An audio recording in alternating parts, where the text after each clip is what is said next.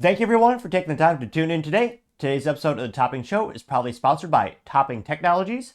Topping Technologies is an IT value-added reseller and services company with a special proficiency in IT security. Heck, I see their founder at least twice a day. Guys, he's quite handsome and brilliant. He's me, see that's the joke. If you're an IT leader or a business owner, you can reach out to the team at sales@toppingtechnologies.com. Also, still giving away a free flamethrower with every IT purchase. Yes, it does come with a fun Picatinny rail adapter, so you can mount it to any standard AR-15 like all awesome accessories can be. Go to toppingtechnologies.com and click the flamethrower button to learn more, or click the URL in the video description below. Lastly, trying to get to 4,000 subscribers by the end of the month, so you can click that button and tell your friends. I would greatly appreciate it. Now, going over to the business part podcast, you have some good news. You have every stick shift available for sale new in the United States in 2025. All the cars and one truck. It is quite sad that there is really only one truck left, but the option for now is still there. Now, this comes with thanks to Motor1.com, which A+ for marketing. You know exactly what they're going to be talking about. Specifically, Jeff Perez, who's a writer over there. And of course, they start off with a picture of a beautiful Porsche GT3, which looks amazing and, yeah, costs a pretty penny, about a house. But, yeah, I can't but think it'd be worth it if you had money for a track toy. But I partially digress. Thank God Porsche still makes a stick shift. They're, spoiler alert, one of the last few really high-end sports cars that does it. Now, first on the list comes the Acura Integra, which seems to look a little bit cooler every single year. They say, quote, that nearly 30 cars you can buy with me on transmission in 2025, options ranging from sports cars to sedans to SUVs and even one truck. Good old Acura Integra, looks okay. Now, I mean, granted, it looks all right, but really everyone wants to see the Acura Integra Type S, which, spoiler, it's the parent company, or rather the sister company of Honda, obviously same company, and it is basically just a Type R, Honda Civic Type R, specifically rebadged and rebranded, with a little bit more tech, a little bit more luxury. Still, though, if I'd get an Acura, definitely be the Integra Type S. Now, they say, quote, Acura also offers a 6-speed with a sporty Integra Type S. In fact, it's the only gearbox offered at this trim. The Type S paired with a manual and a potent turbocharged 2-liter engine, sending 320 power and 300 foot-pound of torque at the front wheels, which, again, it's a Honda Civic, so, well, rebranded, so front-wheel drive, which does have advantages in the rain. One of those times where every once in a while my car will have some advantage on the track. It's rare, but my little Civic Si does sometimes shine. You also note the BMW M2, which, a little too boxy for me, but they say, quote, BMW has the most manual cars in its lineup of any brand, so gotta praise the Germans in that regard. That starts with the M2. The 2025 BMW M2 pairs a 6-speed manual transmission with a twin turbocharged 3-liter inline-6, making 453 horsepower and 406 foot-pounds of torque. If you feel dead inside, you can get the automatic 8-speed. I mean, I added that vernacular, but they do note that you can get the automatic transmission 8-speed if you prefer, but manually is definitely the way to go. Now, of course, you also have the BMW M3, which, I don't know, people always make fun of BMW because the grills seem to get larger and larger over time. Many people pejoratively saying that this BMW M3 looks like a pig, which, yeah, it's hard to deny that. The grill right now looks like a pair of nostrils. Now, obviously, you know me, I love my little green 2018 Honda Civic Si, and I never thought I wanted a green card until I saw it in person, admittedly.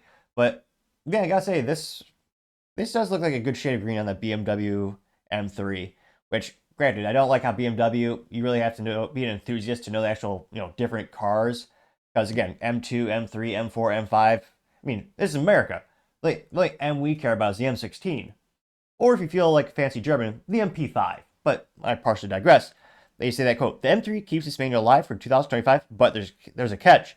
If you want the rear-wheel drive M3 competition with 503 horsepower, or the now more powerful M3 competition X Drive with 523 horsepower, you have to get the 8-speed automatic, which is pathetic, BMW. I mean, you are successful in terms of, well, fun business fact, they have the longest mantra of any automotive company in history. It's BMW, the ultimate driving machine, which, ironically, yes, they just paid a marketing company for that campaign. They make it internally. But, I mean, it's all about the enthusiast, and they're saying, oh, yeah, you want the more extra horsepower and all that stuff, you gotta get the automatic, which a true enthusiast won't want. Yes, if you're trying to break time records on the track, yeah, they'll go for that way because it is faster. But for the folks who actually want to have some fun and smile ear to ear, you're going to get that third pedal. They also have the BMW M4, which which looks pretty darn the same without the roof. Now they say, quote, the same goes to the M4. For 2025, BMW only offers a 6-speed manual on the rear-wheel drive M4, which makes 473 horsepower. The rear-wheel drive M4 Competition and more powerful M4 Competition X-Drive makes 503 and 523 horsepower respectively, but they're paired exclusively with the 8-speed automatic, which, I don't think so. Then, of course, you do have the BMW Z4, which some might argue looks like a slightly tricked out Mazda Miata. I mean, I know it's not, but cute little coupe. I was gonna say, it's probably just about the same size as a Miata. If I squint, if you're perhaps a little bit inebriated, you squint a little bit, kind of looks like a Mazda Miata. Call me crazy, but a little bit like it. Now they say, quote, BMW finally introduced the manual Z4 for 2024. It took them long enough. The 6-speed convertible is only available in the more powerful BMW M40i trim. These names are terrible. Come on, BMW. The M40i trim. Nevertheless, which gets a turbocharged 3-liter inline 6, making 382 horsepower and 369 foot-pound of torque. Not that that's a bad thing, which, again, I make fun of Stellantis and Dodge a lot for making the new Charger EV and straight 6. Because, again, we're American. We want Hemis and 3 pedals, which Stellantis has stolen from us, the Dodge brand. Yeah, it's just not what I expect. We expect good old V8s in our Dodge, in our Chargers, and our Challengers. Yeah, but they're going to the straight 6 for that, though. Again, time and place for everything. Straight 6, great for the BMW platform. They perfected that over decades of research, development, and manufacturing. Now, getting some America in us, we're getting the Cadillac CT4V Blackwing, which, yeah, if you're going to get the Cadillac CT-V or CT4 or 5, go with the Blackwing option. It's the track-focused one. It looks pretty sick. Granted, I want the blue one.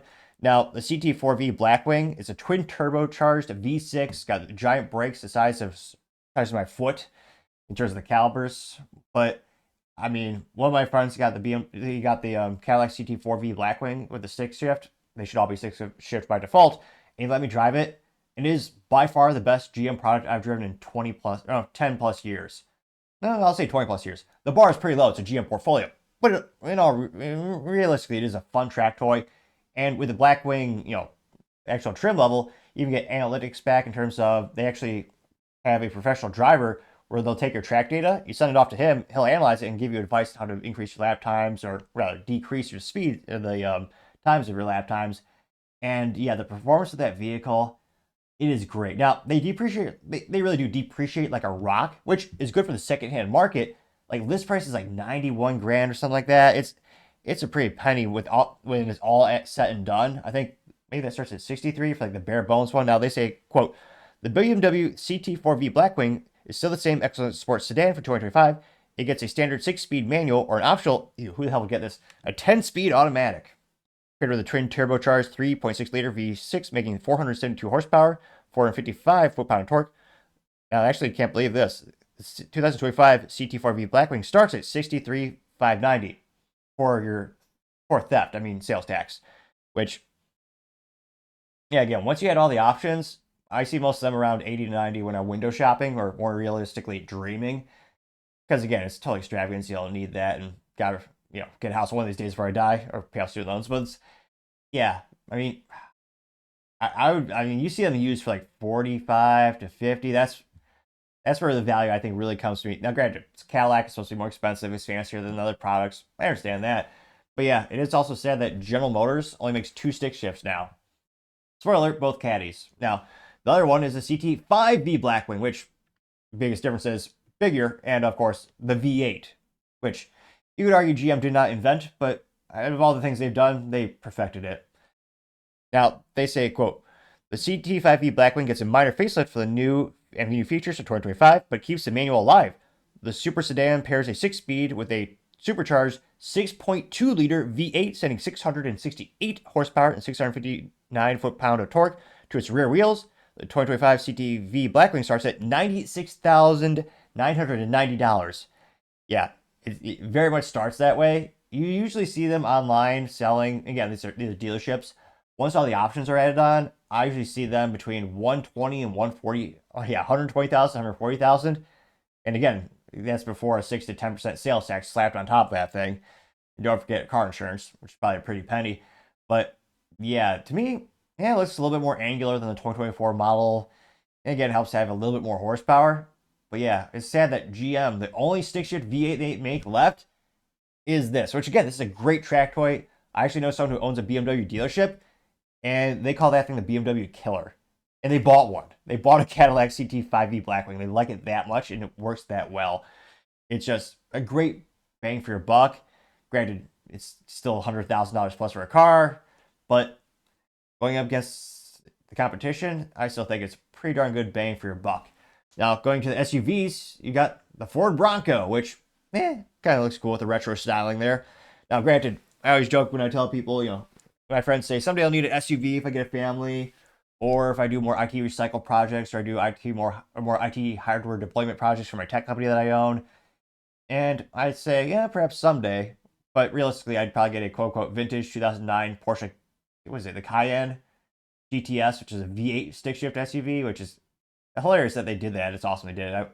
But if you want a new car with a warranty, I was about to say more reliable. Maybe not in this case, but it is a new car. You get the Ford Bronco. They say the Bronco is one of the few SUVs you can still get with a manual. The 7-speed is available with the base, Big Bend, Badlands, and Heritage editions for 2025. It's paired with the standard turbocharged 2.3-liter 4-cylinder, making 300 horsepower. If you want the turbocharged 2.7-liter V6 with 330 horsepower, you have to have yourself dial inside to get the automatic, which, I don't know about that. Which, styling kind of hit or miss. I can go, I can do without. Now, in terms of keeping the sports car alive, the pony car alive, spoiler alert, Ford wins. The Ford Mustang still comes with a stick shift and V8. Gotta admire Jim Farley, the current CEO of Ford. He's a passionate race car driver. He's an enthusiast. He said he doesn't care what the competition does. He will always make an affordable V8 stick shift sports car. And they even have articles where he says, we're going to make them until they're illegal. Like, they will do whatever they can to keep that alive. And again, that does make me smile. I mean, one of the best-selling cars in Ford's history is the original Mustang. I mean, they made over $1 billion of profits in the 1960s, which is insanely good. I only know that because I'm reading a book by Lee Iacocca, who worked for a brief time at Ford in his career before, obviously, becoming more famous for getting at Chrysler. Now, going to the actual substance of the Ford Mustang summary, they say, quote, even though Mustang sales were gone down last year, the good news is that the iconic pony car keeps the manual for 2025. The 6-speed is available on the GT and Dark Horse models and make 480 and 500 horsepower respectively. The GT with the manual costs $48,155, while the Dark Horse starts at $65,975, which, again, $48,000, well, I was going to say that's a marketing trick. It's really, always round up when you look at those numbers. It's really $49,000 plus when you have all the taxes and all that crap. But again, for a fun V8 stick shift sports car, still think it's pretty good bang for your buck. Now, granted, your insurance will probably be through the roof because statistically speaking, there's a 100% chance you're going to hit people on the way of leaving your cars on the coffee. It's just the side effect of owning a Mustang. I think it's just one of the things that come naturally to them. I'm only partially exaggerating a little bit. Now, going to a much more boutique car manufacturer, though still counts, is the Hennessy Venom F5, which, and I'm a little disappointed. They do have, it's a very cool looking sports car. On the back, they have a decal or the sticker of the American flag. I would argue they should have done the Texas flag because they're a Texas-based company, but I partially digress. They say, quote, pretend for a second that you have all the money in the world and a hankering for American-built stick-shift hypercar. Hennessy will happily oblige. The Texas-based outfit will build you a Venom F5M Roadster with a gated 6-speed manual with 1,817 horsepower, the most powerful manual in the world. That is assuming you have $2.65 million handy, unquote, which, geez Louise, imagine the registration tax from that.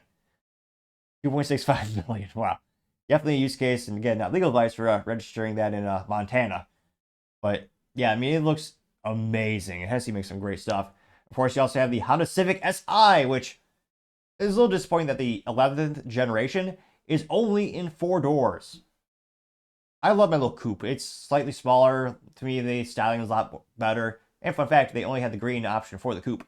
But yeah, with the new 11th generation Honda Civics, they only have 4 doors, which means, well, I guess they're going to bring back the bastardized version of the Prelude.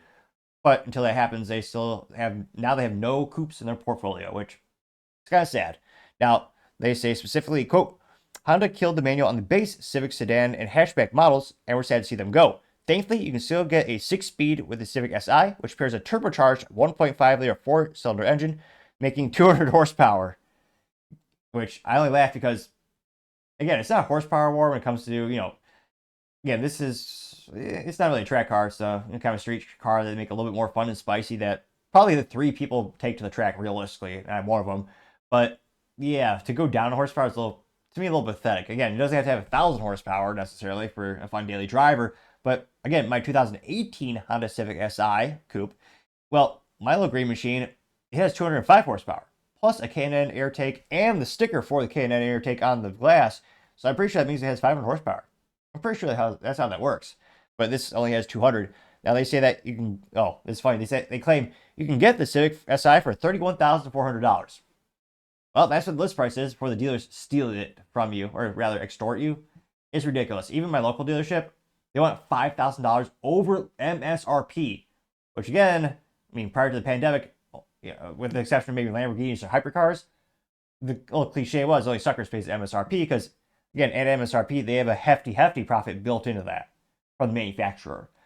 Because again, they get the invoice, the sticker invoice they show you is not really it. They get back end rebates. They also get discounts. Yeah, they're making a pretty penny if they're selling at MSRP. And I think peak pandemic, my dealer wanted $10,000 for the Si and $15,000 over MSRP for the Civic Type R. Now it's about $5,000 over for the Si and $10,000 for the Type R. Those are kind of the usual on average. If you go to the Honda Civic forums, you can usually find a couple of dealers that will sell them at list price. They're hard to find, but they are out there. And again, $31,000, to me, that's a little too much personally. I mean, I just stretched pretty far, and I only recently started paying off my 2018 Civic Si, which thank God I got prior pandemic. That thing I got for, I believe it was $24,000, give or take. Now, they also, of course, you have the Civic Si, you're going to have the good old Type R, which they chose the best color picture for this description. Again, it's also a little disappointing from Honda. They don't have any fun colors anymore. They used to have green Civics, you used to have like yellow Civics. Now you have like 4 different options. You got white, red, blue, and graphite gray, whatever they want to call that. And maybe one more that I can't think of because it's so bland and boring, frankly, that I didn't even bother remembering it. And that's with me spending a not insignificant amount of time on conference calls just, playing with the Honda configurator for the Type R. But in all seriousness, the blue does look pretty good. You can see the Honda Civic Type R there, which again is where they take the Civic to the, most of its capabilities. Now Civic is an even bigger engine, better brakes. I mean, much bigger Brembo brakes specifically, I believe, as well. Now they say, quote, the top dog Honda Civic Type R keeps its manual for 2025, just like the Integra Type S, because again, same car, different badges. They also note that, quote, the Type R is only available in a 6-speed manual transmission, which I do admire. It actually forces enthusiasts to, keep to that third pedal. Ford also did this with the Focus RS and the Focus, what's the other one? The Focus RS, as well as the Focus ST. Sometimes I forget their nomenclature for their sports cars. But they also say, quote, that gearbox is paired with a turbocharged 2-liter engine making 315 horsepower and 310 foot-pound of torque. The Type R gets a minor facelift and a slight price hike for 2025. Ugh. Now it's starting at $47,045 plus dealer markup plus sales tax, which to me it's lost all its value. Because again, at $47,000 plus dealers are marking up $15,000 on top of that. That's getting to, what is it, 65,000, 66. That's getting up there. At that price point, you can get a Porsche Cayman, base model. And granted, they might be killing it with the European Union cracking down emissions and they claim cybersecurity, all that crap. But again, to me, that pushes it into a different echelon. For $47,000, I just don't see it. I think if the Type R, and again, they don't really care about this being a high volume business in terms of this vehicle. It's a kind of a pseudo halo car for Honda, showing them the engineering and their passion, and again, appealing to the the race car drivers and enthusiasts. It's not going to be high volume. Most people are going to get the Si, but again, they can move so many more units. If this, to me, the value of this car would be maybe $36,000 to me. And because again, even the Si at $31,000. And I know inflation is a thing, thanks to the ineptitudes and corruption of the U.S. government on the left and the right. Our dollar's worth less every day. But yeah, to me, $47,000 just pushes it way beyond the value. And yeah, I just think they sell a lot more. I think the more I think $36,000 would be a good price for that. But that's just me. Now, interesting enough, you also have Hyundai, which this looks pretty cool. It's got the Hyundai Elantra N. Got some little extra pieces of red plastic glued on there and some giant brakes on it as well. But in all seriousness, Hyundai is, I mean, not financial advice, so one of the fastest, most successful automotive companies out there. They're doing pretty darn well. They say the Elantra is the last gas-numbered N model in Hyundai's lineup. The Elantra N pairs a 6-speed manual transmission with a turbocharged 2-liter 4-cylinder engine, making 276 horsepower and 289 foot-pound of torque. For less fun, Hyundai also offers a 8-speed dual-clutch transmission, which, yeah, true enthusiasts aren't good. A little bit of a late ADHD fun fact for the Cadillac CT4 and CT5V Blackwing, the take rate, or rather the rate at which people are adopting manual transmission for those sales or when they configure the vehicles, is about 50%. It's one of the highest rates out there. Now, you also have the Jeep Wrangler, which I would argue is the best brand in the automotive community, only because they're such unreliable trash from a mechanical perspective, and yet people will still buy those things every single day. And they'll spend, how much is he going for? How much, I'm trying to find, where's the price for this thing? Not like, what is it, almost 50,000 plus? Let's say, quote, interestingly, Jeep had originally planned to kill the automatic in the V6 powered Wrangler for 2025, making it the manual only affair, but after some pushback, the automaker decided to keep the automatic around. Well, that's a little disappointing, at least for another year. The base 25 Wrangler then is available with both a 6-speed manual or an automatic, both paired with the standard 6-liter V6 engine, which, again, I gotta admire Jeep. People will buy that crap no matter what. It's, quite frankly, really bizarre and impressive. I also have the Lotus Emira, which, yeah, looks pretty cool, actually. Now, they say, quote, the only manual car... excuse me. They say, quote, the only manual... This is pathetic, actually. The only manual car in the Lotus lineup is the Emira sports car, which, I mean, considering it's Lotus, I would argue every Lotus should have that option, but that's just me. The 6-speed comes with standard and a supercharged 3.5-liter V6, which makes 400 horsepower, 310 foot-pound of torque. Sadly, you can't get a manual with a base 4-cylinder engine. The only transmission option on that is an 8-speed dual clutch, which, boring. Some people might forget, believe it or not, Mazda is still around. They're mostly making crossovers, but they make this little bastardized looking hatchback too, I suppose. Almost had to squint, it's so weird looking. Now, they say, quote, believe it or not, you can still get a manual transmission on the Mazda 3, but it is only available in one trim. The front-wheel drive 2.5S Premium comes with a standard 6-speed paired with a 2.5-liter 4-cylinder, making it 191 horsepower, 186 foot-pound of torque. Unfortunately, you can't get the manual on the sedan style, the turbo trim, or the all-wheel drive. Excuse me. Which, yeah, it's pretty disappointing to say the least. Now, of course, the most iconic vehicle when it comes to, fun track toy for best bang for your buck, and still comes with a stick shift, bar none, it's going to be the Mazda Miata, or specifically the Mazda MX-5 Miata. And I say, well, of course, Mazda Miata keeps the manual alive for 2025. The beloved sports car offers a 6-speed shifter in the standard soft top convertible or the hardtop RF model. Both trim have the same 2-liter 4-cylinder engine, which sends 181 horsepower, 151 foot-pound of torque to the rear wheels, which, again, bang for your buck. It's hard to beat Mazda Miata, and they really, the 90s, they look pretty comical in terms of they're so rounded, and everyone made fun of them for being a girl car. They've gotten a lot better in terms of the marketing and the branding, and I would argue the styling. These are a lot more angular. And shoot, any guys that ever been to the track, they know Mazda Miata is the best thing to go with. Pretty cheap consumables in terms of, replacing the brake pads, replacing the rotors, the tires, especially compared to other bigger vehicles and other more expensive vehicles. Great bang for your buck. Interesting enough, you have the Nissan Versa, which I didn't even know that's still around. They say, quote, the Versa is the unlucky hero of the manual transmission. For 2025, the subcompact sedan keeps its 5-speed manual on the base S model, which helps maintain the status of the cheapest car in America.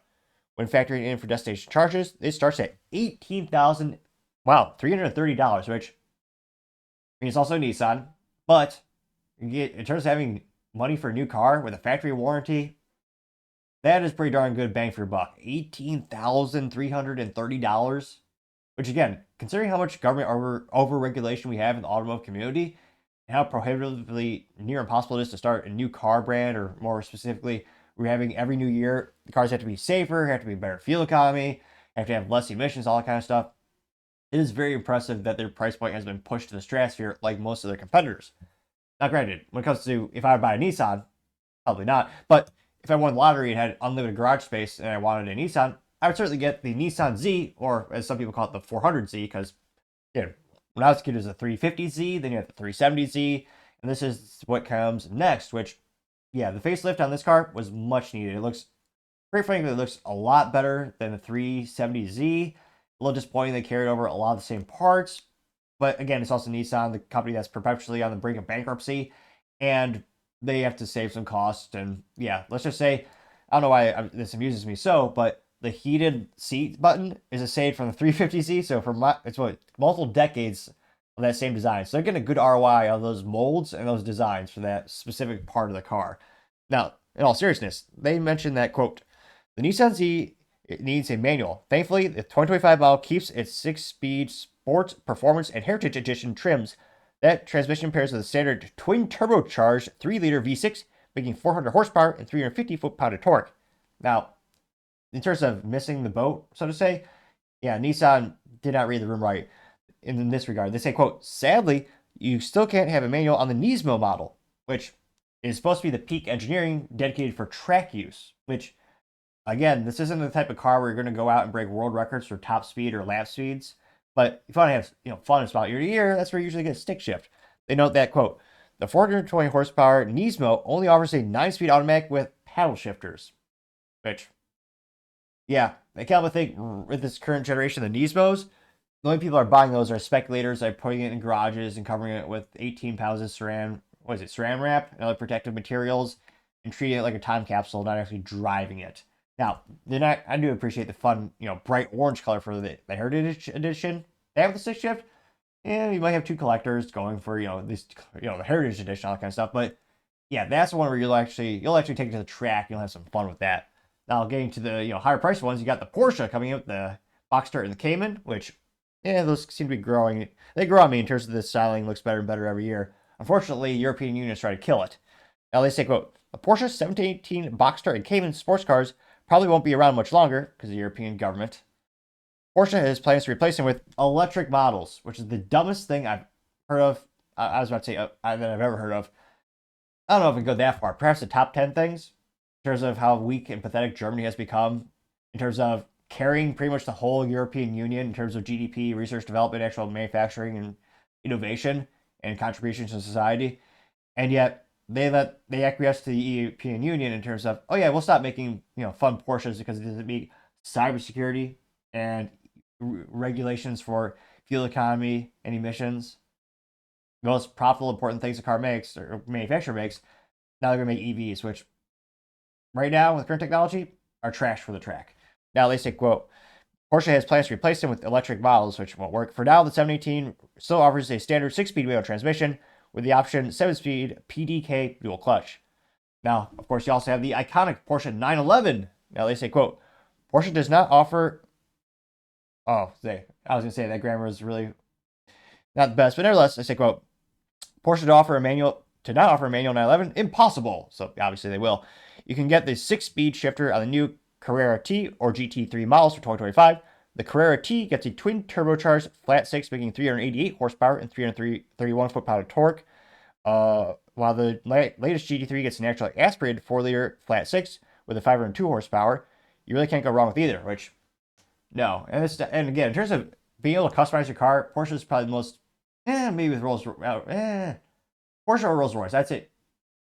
No, I'd argue Porsche is probably the best. No, okay. It's not as good as Rolls-Royce because, they'll literally design works of art for you in terms of customization, but in terms of kind of more standard options, but having many options, Porsche is probably the best company on the planet when it comes to customizing your vehicle with pretty much literally unlimited paint options. If you go for the the extra fancy one where you not just the custom colors of paint, but you also have the paint in which they'll work with you to make the exact shade that you want.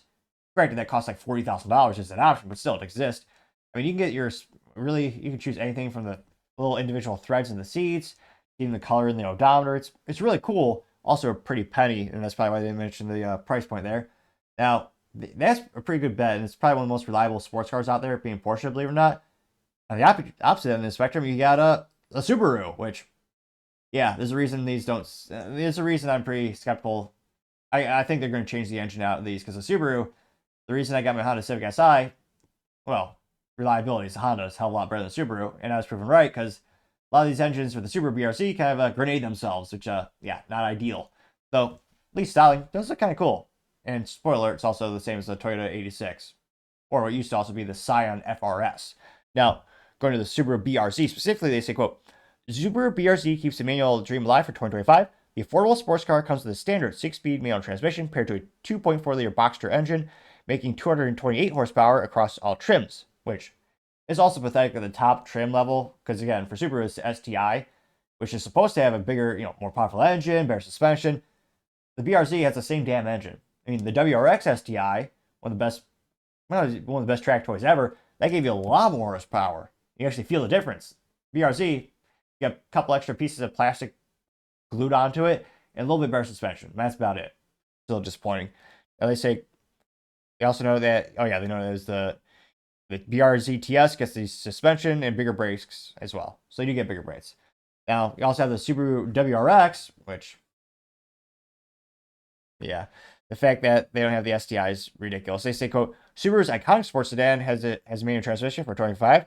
The WRX pairs a standard 6-speed to a turbocharged 2.4-liter 4-cylinder Boxster engine, making 271 horsepower on base, premium, and limited models. So the same engine for all models. And they don't, of course, have the STI. Ridiculous.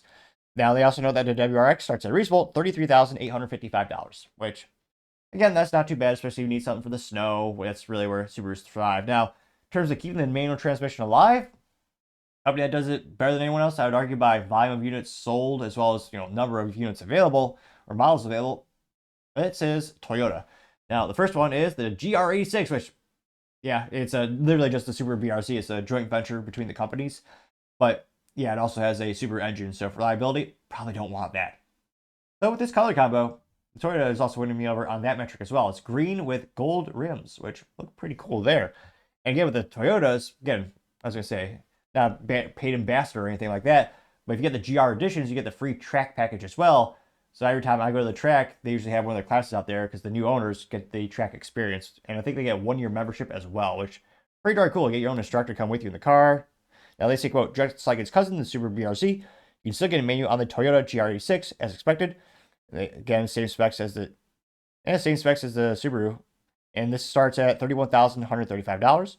You also have the GR Corolla, which that one actually does have a more reliable engine. We'll see how the warranty claims work in terms of some of them bursting into flames. But nevertheless, they note that the Toyota GR Corolla and say, quote, even though Toyota introduced an automatic option for the GR Corolla in 2025, which is a little disappointing. It's kind of fun to have an enthusiast car that was really made for enthusiasts and you really had to be an enthusiast to buy it. And old purists like me would say you have to have a stick shift if you're really an enthusiast. Kind of like, I do admire, again, how the Ford Focus RS and the ST, those are stick shift only. You had to learn it if you really want to enjoy it. But I partially digress. They say the hot hatch still comes with a standard manual. The 6-speed pairs with a turbocharged 1.3-liter 3-cylinder engine making 300 horsepower and 295 foot-pound torque, which, again, 100 horsepower per cylinder against a Toyota engine. Pretty darn good. Again, hopefully they hammer out all the reliability issues. Now we have the the Supra. It's a pun because it's made in the same factory, I believe, in Austria, where they just do a little bit of badge sharing. But Toyota did spend a little bit extra money for the research development to make the stick shift where BMW did not originally. Now, of course, now you have the Toyota GR Supra, which, yeah, again, BMW, but nevertheless, they did do some research development and styling. They say the Supra isn't selling as well as it used to, but buyers can still secure the sports car with a 6-speed manual transmission. The 2025 GR Supra offers a 6-speed manual option across both trims and is paired with now standard turbocharged 3-cylinder inline 6, making 382 horsepower. The 4-cylinder Supra was discontinued for 2025, which, yeah, I'm not too surprised. When I go to the track days, there's a fair amount of Supras out there. I mean, less than a quarter of them were the 4-cylinder options. I suspect if I were to guess the ratio, it probably was about 25% of all Supras were with the 4-cylinder option. And again, I was inside, actually, I got to be a passenger inside both models, and the 4-cylinder one was anemic at best. It was pretty boring in terms of the acceleration, and you just tell you need more. So I'm not too surprised they're discontinuing it. Now you have the only truck in North America, you have the stick shift, the Toyota Tacoma, which I'm a little biased. I like it because you can also get it in green, although it's pictured red here. Now, diving into the article, they say, quote, the Toyota Tacoma is the only truck you can buy in 2025 with a manual transmission. How times have changed. It's not just limited to the base model either. The Tacoma SR, TRD Sport, and Off-Road all get the 6-speed option, which is awesome. You can get any type of Tacoma you want. Now, again, it's not a full-size traditional pickup truck. It's a light, a light-duty one. So it's not like you could, pull a trailer of 20 cars or anything like that behind you. So there's inherited limitations, though granted, let's be honest, most trucks are just pavement queens that go to Home Depot every 6 weeks for some mulch. But again, it is still cool to have a truck. And shoot, if I won the lottery, I'd love to have a truck with a stick shift one of these days. Now, you also get into the Germans again. You got the Volkswagen Jetta GLI. Now, they say, quote, the manual GLI and the Golf R are dead for 2025. Sad, but you can still get the Jetta GLI with the 6-speed shifter. Yeah, the GTI and Golf R. Again, the Germans acquiescing to the EU or the European Union with the cybersecurity standards. Yeah, I know it's bizarre to think of cybersecurity with the vehicles, but that's one of the reasons they give, Porsche as well as Volkswagen.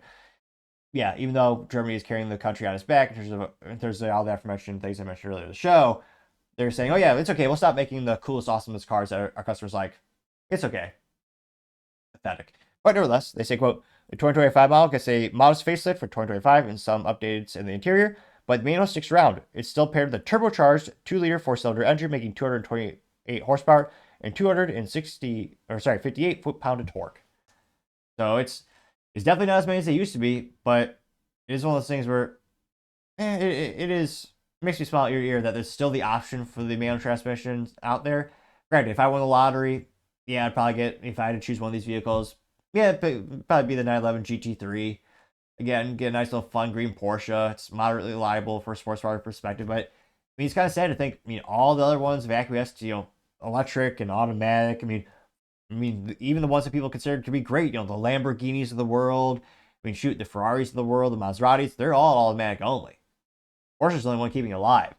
You could argue Pagani, but realistically, that is a Mercedes V12, and I think it's a one-of-one stick shift, so that's probably why they didn't have it in the article there.